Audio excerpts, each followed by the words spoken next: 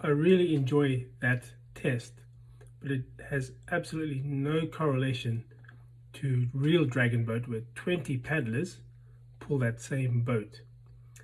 Anyway, at Naga Spirit we used to test that over 120 meters and 170 meters, but at CYL they tested it over 200 meters, which is 30 meters further.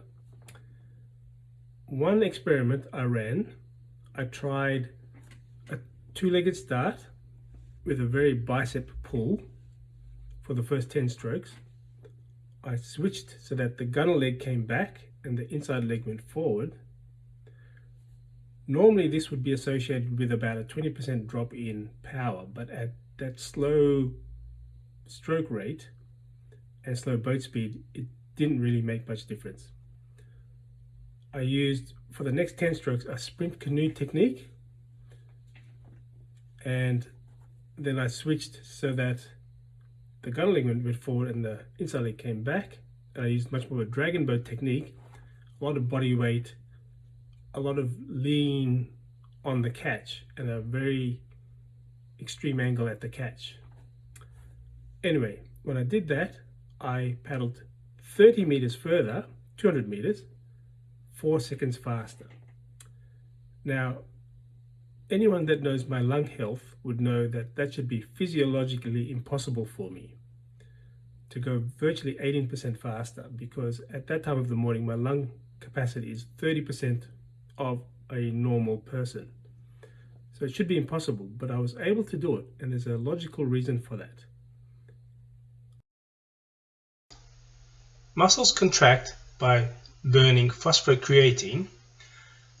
Muscles have about 10 seconds worth of phosphocreatine, but must replenish this by burning fats and carbohydrates. The muscle stores within itself some fats and carbohydrates, but most of it is stored in blood vessels, and after that in the liver or in adipose tissue. The harder your muscles work, the faster it runs out of phosphocreatine. This will represent the muscles that you use with your current technique. When you use different muscles, such as starting with 2 legs, your main muscles will work at a reduced rate and will use less of their phosphocreatine stores. Because your muscles are working at a reduced rate, the phosphocreatine stores can be replenished with the fats and carbohydrates within the muscle itself before drawing upon fats and carbohydrates in the blood vessels. You then use different muscles for stroke 3 and 4, again sparing your main muscles so they can work at a reduced rate. The muscles you use at the start for strokes 1, 2, 3 and 4, for example, can replenish their phosphocreatine stores using their internal stores of fats and carbohydrates without drawing upon any fats or carbohydrates from the blood vessels. You now decide to use your main muscles from stroke 5 or 6. The muscles have been able to work at a reduced rate and can now work at maximum power. Because you are working at maximum power, the body will use up the carbohydrates fairly quickly and will now scramble to resupply the carbohydrates within the muscle from the blood vessel and liver itself.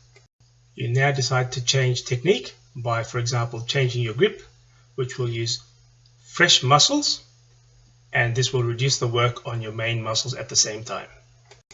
Some of the muscles you'll be using now will be fresh, powerful type 2B muscles. This will spare some of your main muscles, which can replenish, so that when you go back to using your main muscles, they'll be slightly stronger. Now you can go back to using your main muscles, which can work harder because they've had some sort of respite due to you using different muscles. But your main muscles will run out of energy soon. What about using some alternate muscles with a different technique?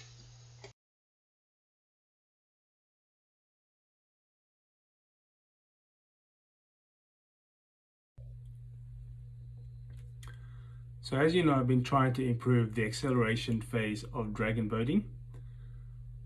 One of the problems I have at the moment is trying to increase the power around stroke 3 or 4, and it takes me back to when I first started dragon boating, and I noticed the coach of Naga Spirit used to use this hip movement to get the top part of his body moving,